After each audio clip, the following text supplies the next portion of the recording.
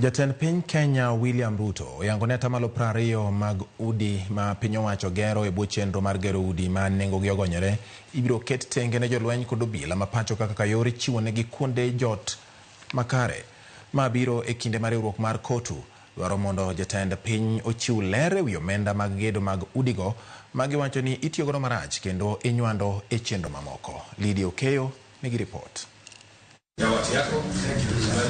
Jatend piny Kenya William Ruto notele chenro mar yawayanga ute ma oger ne obila mantie industrial area e kaunti ma Nairobi.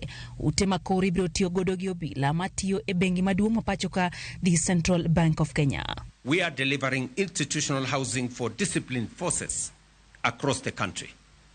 Currently, 2,300 units specifically for police and prison officers are under construction across 15 counties.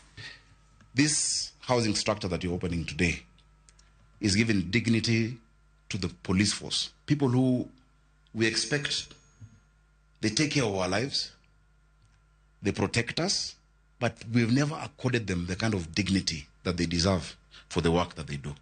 I want to really congratulate the CBK and the whole fraternity of Treasury for giving back dignity to our police officers, and I think we must do more. Utego tingo mago mantiere kod kuonde ndariyo kata 2 bedroom maromo 200, mago mantiere kod kuonde ndadek kata 3 bedroom maromo 10, kendo ket gimora mora madore e udi gi chuth mar chiwo lwasi makare mar jot ne obila go.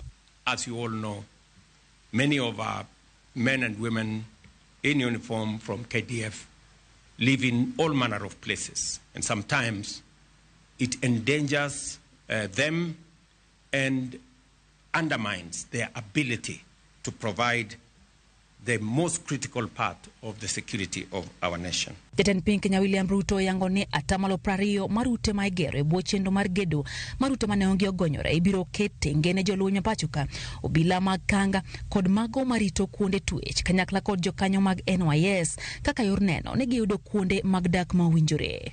20% of whole housing units being developed under affordable housing across the country will be ring-fenced for members of our disciplined forces from the military, the National Police Service, the Kenya prisons, and the National Youth Service. Obilago ibiro minengo mapiny e utego kama gibiro chula tamalade kadhi mbele kaka nyinyo ma ijuogo ewi hola ma gibiro chulo higa ka higa.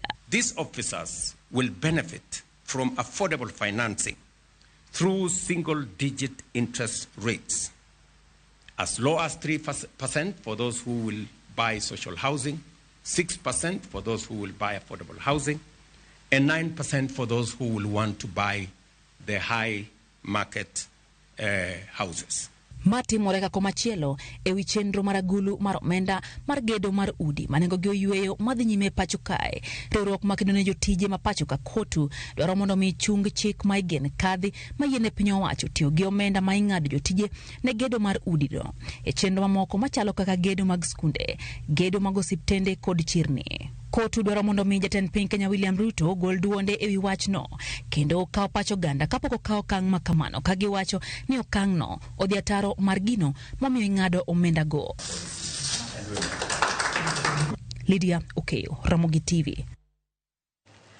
Wasudo nyako Ramogi. Od bura mamalo okwedo